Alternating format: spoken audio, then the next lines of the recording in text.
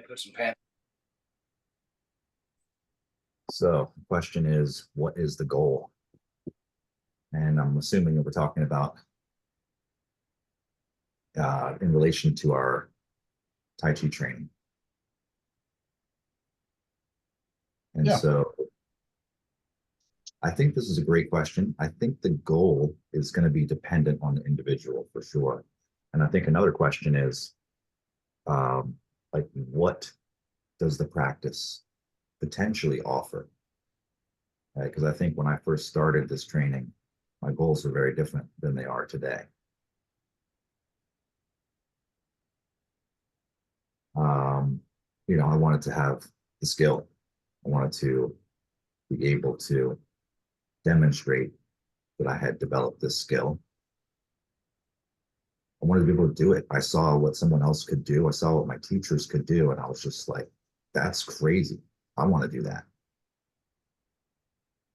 And my approach was definitely off, right? I had no idea of what it would take to develop a skill like that. But my interest was sincere and I was willing to commit to the training, even though the training was incredibly difficult, like the most difficult thing I'd ever done. And I even doubted early on, just very briefly, but I did doubt whether I would even be able uh, to keep up with the training, to do it correctly and sincerely. Because when you're there in an intensive, let's say, and you have teachers and the seniors and Sifu there correcting you and giving the instructions and things, everyone is going at the max. Everyone's doing max capacity. And so there's no slacking. So you're pushing yourself to the edge. It's incredibly difficult. And the body just wants to give up. Like it almost collapsed a number of times. And people did. People passed out. You get people throwing up. So nonetheless, something in me decided that I could do it. And it was, partially I was being inspired also. It's like, you're stronger than you think. You're more capable than you even know. And so that inspiration said, okay, fuck it, I can do this. So now, I believe, through that sincerity and through the consistent training and being able to work with people who have the skill, starting to develop it little by little. And I start to realize at a certain point that actually developing the skill isn't my goal. It's like a byproduct, and it's awesome. I still love it. I still want it. I still want more skill, but I realize that's not the be all end all. That's not the end. That's a byproduct. It's not even it means to be. It's just something that develops over time with sincere and consistent, dedicated training. But the goal, and I'm just kind of echo what I said prior, which is, what Sifu was saying was that we don't practice to perfect the art. We practice the art to perfect our being. Now, of course, we're going to get longevity. We're going to get health. We're going to get fullness of chi. We're going to get these qualities developing within us. And all this is part of the transformation of being. And then who do you become as your being is transformed? Because if you transform your being, then that means everything else in your life is also transformed, because we are the common denominator of every experience that we've ever had or will have. We're the center. So if the center changes, that means everything changes in relation to the center. So what do you want, right? What do we want? What do I want? I want to be more and more free from the ego, for instance, to be able to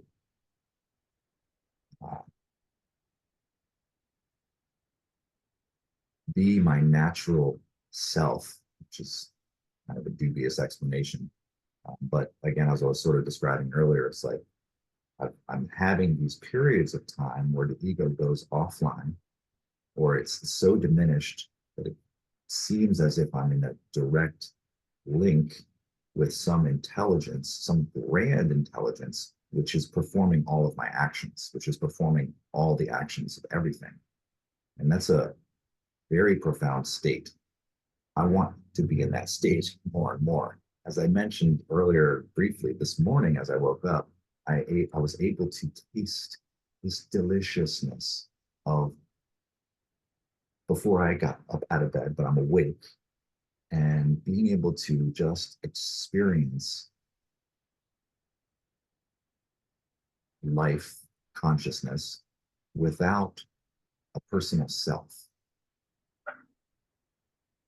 without a self center.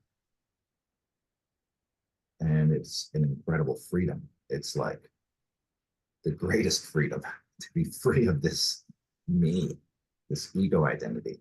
And it's not necessary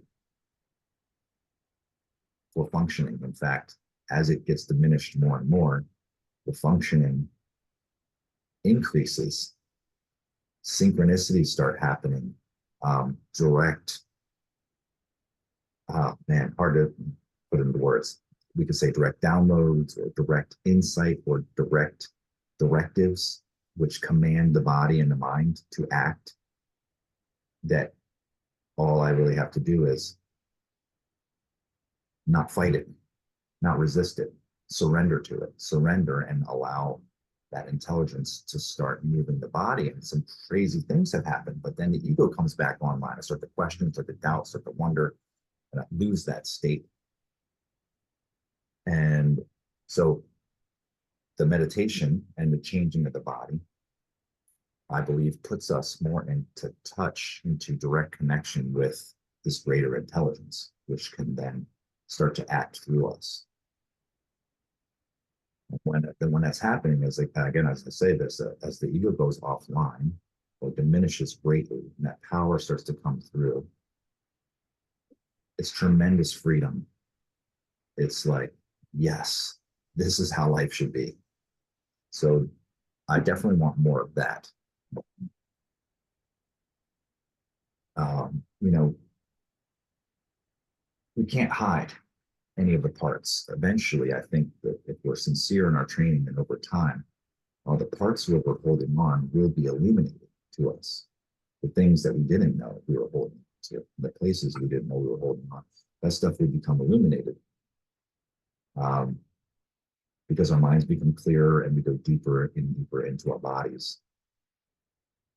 And there are things that I was holding on to, and I'm sure there are more things that I'm holding on to still, which prevent that free flow of intelligent energy, that authentic self-expression in freedom, beyond judgment, beyond comparison.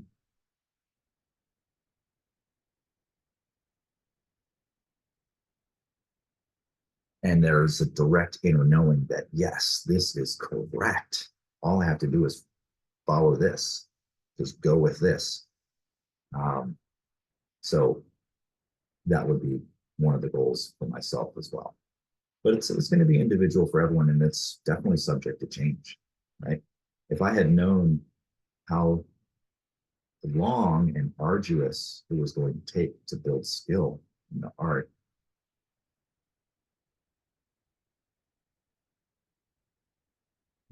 because of where my goals were then, it might have been a deterrent. But that goal of wanting to develop the skill was strong enough where even though I started to encounter and realize how difficult it was going to be, but I had already been developing the sincerity and the habit of training. So it carried me through that phase to where I realized, no, this is just something I need to do every day. I need to train it for hours every day. And so the question just kind of dropped away. It was no longer a question of whether or not I would do it.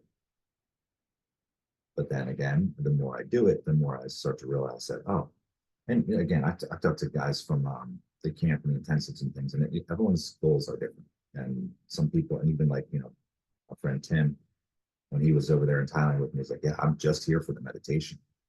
I don't care about anything else." I recognize the power of this system and of the teacher, that it's going to help me develop my mind and spirit and my meditative capacity, which is what I really need. So I totally respect that. Yes, and I want that too. And I also want the martial skill, and I also want, to develop my body in that way, body and spirit in that way. And of course, we want to be healthy. We want to live long, healthful lives,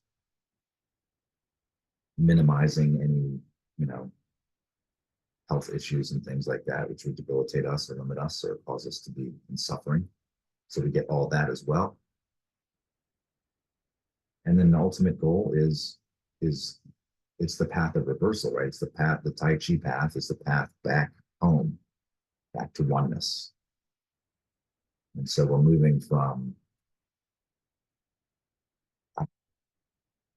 a multiplicity of differentiation and disharmony and chaos. And we start to organize that chaos. We start to create organizations within our body minds out of that chaos through the training, which starts to harmonize yin and yang, which starts to bring about the differentiation of yin and yang in our awareness, and then begins to start to cultivate and harmonize those two opposing powers, those forces. And then the more that they become harmonized, the more that they become, instead of yin and yang, they become yin yang or Taiji. Right. So most people think of that symbol here, is like that's the yin yang. But no, that's actually the Tai Chi symbol. That's what that means, is Tai Chi. Like, this is yin, that's yang, but this isn't a yin yang. It's a Tai Chi, because Tai Chi is one.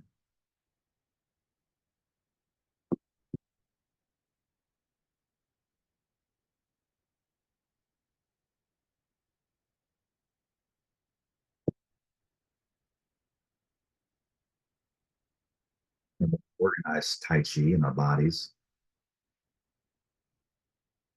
we're moving closer to self, closer to our original state,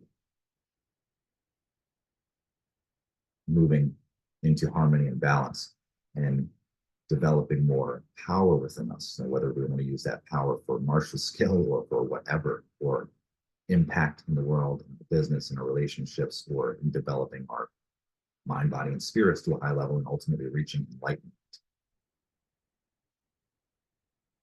That every path of, of enlightenment is always about leading, moving from greater and greater differentiation and disharmony into wholeness, oneness, unity.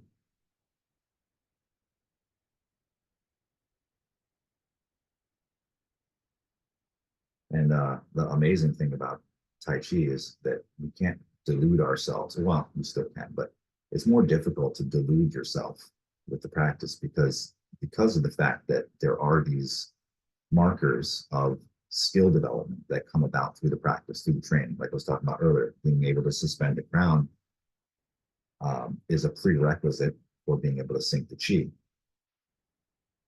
So if I'm not suspending my crown, and I know, well, I haven't gotten that yet.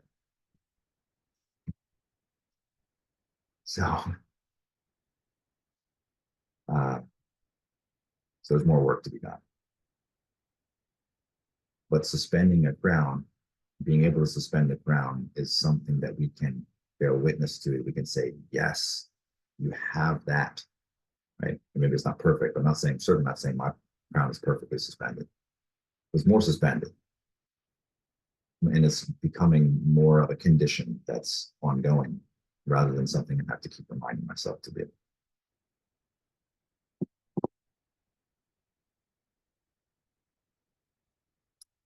So what do you think? What is your goal?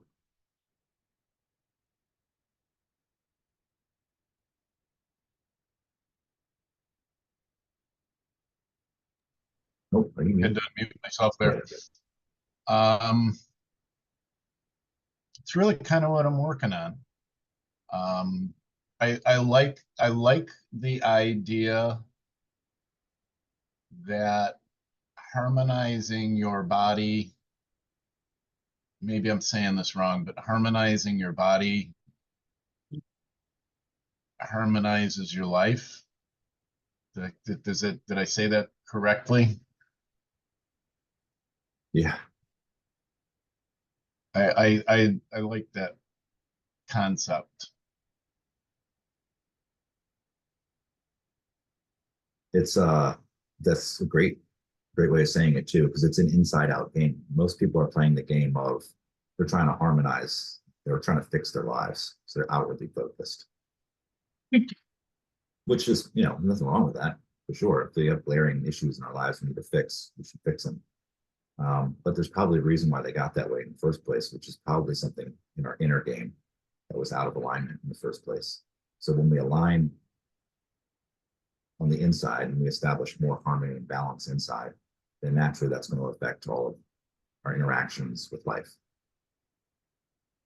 I recently had a discussion with someone that gave me a word that I really like, and that is that um, to embody um, that goal, that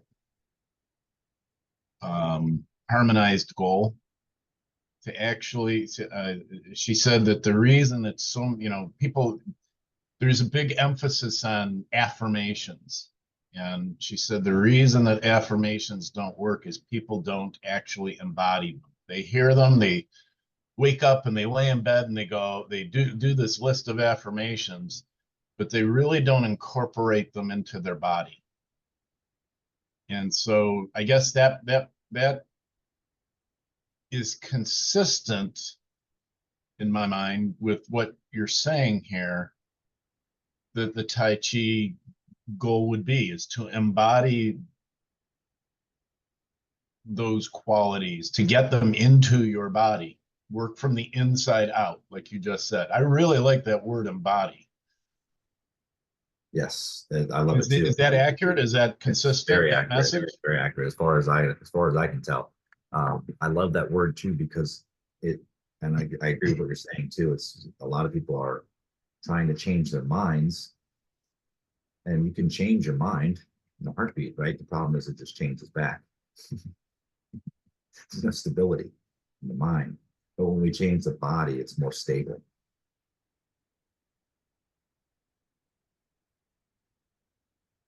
And so I it's like, think yeah, I it can helps believe you with your myself. congruence. I can think myself to be very much at peace. Here's an example that Seeker uses quite a bit. It's like, a lot of times meditators or people who are practicing like top-down methods of meditation try to, transform themselves, which is a good thing in and of itself. Whereas this is more of a top-down, bottom-up simultaneous process. But so we can have really nice thoughts and really nice beliefs in our conscious mind, and maybe we think of ourselves as very peaceful people, but then when someone puts their hands on you or life puts a stress on you and react into fight or flight, that's the body reacting. And it doesn't care what beliefs or affirmations you've been telling yourself. It doesn't mean shit. The reactive nature of the body going into fight or flight in the face of stress is a quality that we embody. And if we want to really be peaceful, then we have to train out some degree of that fight or flight response to stress. I As think that's a great answer. I think that really that I like that idea that you can, I'm going to paraphrase and correct me if what I'm saying back to you isn't what you said, but I like the concept that you can think you're peaceful all you want, or you can think about peace all you want, but if you haven't embodied that, if you haven't trained that into your body, when that outside stress, somebody touches you, what have you, trigger, if you haven't trained out that trigger to fight or flight, you truly aren't peaceful. Is that an accurate way of saying that? Did I hear that correctly? Yeah, you're peaceful until and until such a time as you get triggered. Right? It's just I'm still working on this too. It's like, I got triggered something last week and I ended up, acting in such a way. I was like, maybe why did I do that? There was a better way to handle that, you know? But I'm much more able to return to baseline more quickly and to recognize through critical and sincere self-analysis, and also having a good tribe of people that you can trust, or at least a couple people you can trust to open up and share these things, people who are going to call you on your stuff. That's critical as well, because so many of us just want to validate the other person, right? But a real friend is going to call you on your shit, not just validate you. And so luckily I had someone in my corner to talk to about that, to help reflect to me where I was not seeing my own reactivity. But because now I saw it, I could see my reactivity, then it gave me the option to let that go. But if I don't have the skill developed of letting go of reactivity, then even if I see it, I won't be able to let it go. Right? Because I don't have the skill. So I could see that I'm reacting. I know I'm reacting. But I can't stop it. So it definitely, that goes hand in hand with it too, is developing more and more self-awareness, which also, it gets developed from more and more quiet mind, which a lot of the training is learning to quiet the mind. If the mind is very active, we're not going to be building chi, because the chi is going to be spent in the mind's activity. This is why visualization doesn't work to build chi. Visualization can be a powerful practice. A lot of people, might talk shit about visualization, and rightly so when it comes to developing internal power.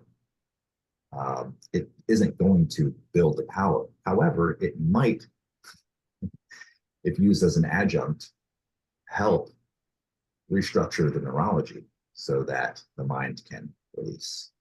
So then, okay, the mind can release now because I've done some sort of psychological practice that's helped it to just organize itself better and to let go of whatever it was holding on to. So since it's not holding on to this or trying to control this and that, then it can relax. Okay, so if the mind can relax, then the mind fluid can descend down into the body, interact with the tissues of the body, and then build chi. So that's how we build chi, not by thinking about it or visualizing or doing any kind of mind activity. But these methods can work together to create the conditions where the mind can release. And then as the mind releases, descends down to the body, that will start to interact.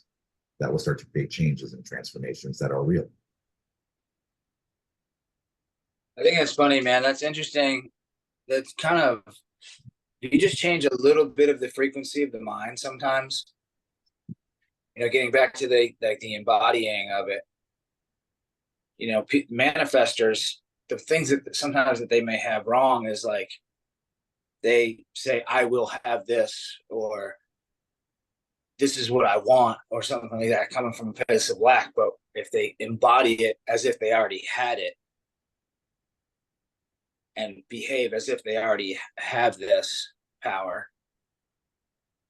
they'll be able to hone in on it, right? So if you just change that little bit of frequency of how you're using your mind to go from I will have this to I have this,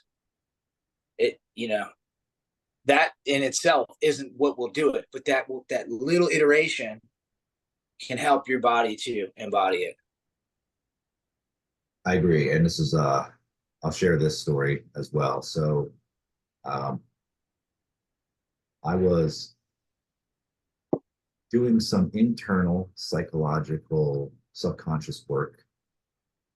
And at the time, this is enough years back, but at the time, I, my energy was already online. Like I was aware of my energy and things. And so I had developed, some skill at connecting the mind and the body. And so I figured I seemed to have a lot of energy flowing through me. I wasn't in control of it at all. I knew it was unwieldy as hell. And so I needed to develop mastery there, but I had a lot of chi, a lot of energy flowing through me. And so I figured if I do this, I had this really cool, subconscious programming tool. And I figured, well, I could just change my subconscious, and that's going to change everything. The way a lot of these methodologies purport is that, oh yeah, all you need to do is just change your subconscious, right? So it's funny. It was a rude awakening in a sense, but I'm so glad. Is that I figured if I can just transform my subconscious mind to accept the belief that I am a Tai Chi and Qigong master, then that will make me a master. All I need to do is change my beliefs, just change my subconscious, change my psychology, right? I believed that really. I figured, so I did it. It was interesting. What happened is I did that thing, and then like a week or two later, I found my teacher randomly, just popped up from out of nowhere. And so changing the psychology didn't give me the skill. It didn't make me a Tai Chi master, but it affected my life in such a way as to bring a teacher into my life who would actually help me to develop in that way and to become that. So it goes right in accordance with what you're saying. It's not enough to just change the mind. But if we change the mind and then we allow that to begin to change the body, and then we incorporate that into our regimen of consistent, daily, sincere practice, we will transform at a deep level. And even changing a belief will transform how we function and operate. But it's not going to make us a chi master. Just won't. Still have to train. I've had this argument with a number of people since then. It's like, yeah, but there's got to be people that just can do it.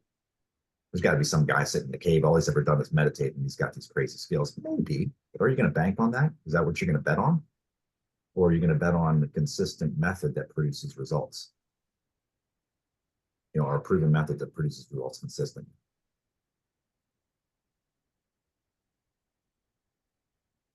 Some side note, interesting, earlier when we were doing our Tai Chi and I was struggling through it. One thing that helps me keep going is the reminder that I tell myself, if my brother can do it, I can do it. Right? But then I started thinking about that. And I was like, well, what about every human, right? That ever existed? Who's the top dog? Jesus. If Jesus can do it, I can do it. That's my new motto. Nice. I like it. Whatever torture you got, bring it on.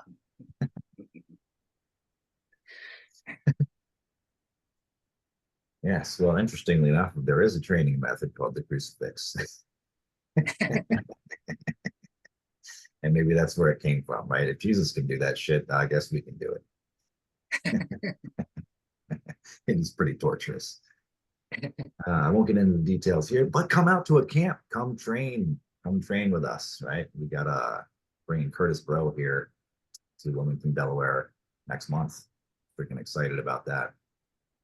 So if you're in the Mid-Atlantic area or you want to make a trip, if I decide to post this clip anywhere and you see it, by all means, I recommend getting your ass here for the training, for the torture. I can't wait. All right. Can I see the extra torture, please? I think we've done a good job of teasing out this question. So I'll end this here. Body into it. This is too good. Does that make sense? What I said? Yeah.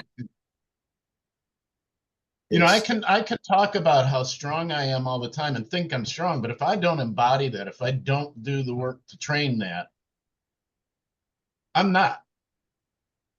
yeah, you're just delusion.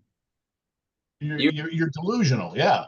You can You do can, all the mental gymnastics you want, but if you don't do the physical act, it ain't shit. Yeah, the you rubber have to has to train meet it. the You have road. to This train it is into your body. yes. So we have to. Yep. Yes. And persisting in the face of resistance. But to your point, Mark, one thing that Siku Adam Very always good. says is the body doesn't lie. The mind lies. The body always tells the truth.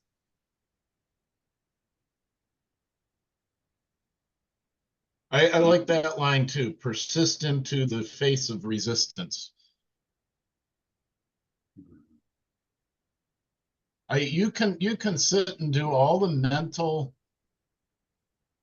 I'm strong, I'm rich, I'm blah blah blah. If you don't build that in to your body, and that's another kind of foo-foo wording, but if you don't get that into your body and live it. Yeah, or how about this? I mean, the mind can tell you that you're tired when you're not, tell you that you're weak, you can't lift things when you can. The body is so much stronger than the mind will ever be. But like you said, if you don't train the body, the mind will overtake it and tell it all kinds of bullshit.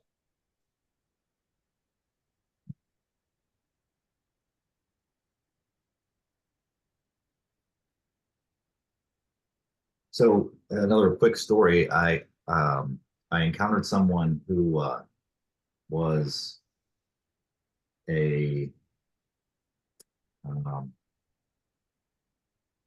a spiritual practitioner. I wanted to say like this was a person who had spent a lot of time living in monasteries, training with the guru, um, meditating, and as their like their most prominent thing in their life. You know, they were basically a renunciant. That's the word I was looking for, right? A renunciant. So, other than a householder, which is a householder, you know, in the yogic tradition or Indian philosophy, just you know, people like you and me, people who might have a wife, who might have a job, a career, whatever, but we are still practicing. We're still cultivators, right? So we're householders, but we're still cultivators. Then there's someone like a monk who gives up the householder life so that they can really focus 100% of their life on their spiritual practice, right? And so I was conversing to this person about Tai Chi, as I often do whenever I get the chance. And I was just kind of like talking about this, you know, tension in the body and things like that, and this fight or flight reactivity. And I put my hands on the person just gently, you know, just to kind of like feel where they were at and such. And they felt like a knotted up brick, like a you know, like the knots of a tree, how it's all gnarly and stiff. That's how he felt. That's how his body felt. And this is someone who's been dedicated to peace and meditation and living the life of a renunciant and a monk for 20 plus years at least. And still, a light touch on the body was all it took to feel this. That's what he felt like inside. But the face, I'm not tense. I'm not reacting in fight or flight. Why would I react in fight or flight? I'm a divine being and everything is divine, right? So they had that idea and that philosophy and that belief, but the body was still locked up in fight or flight. And unfortunately, I think that's how a lot of people who practice meditation are, and they don't realize it. So again, it's another amazing benefit to this art is that we have the ability to check, prove it out. It's testable.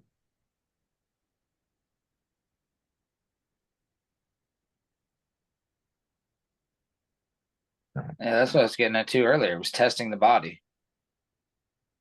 We have to test the body because the body will be tested in life no matter what.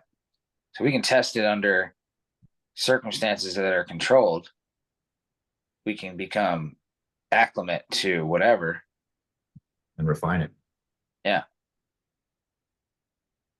Yeah. Don't forget to like and subscribe.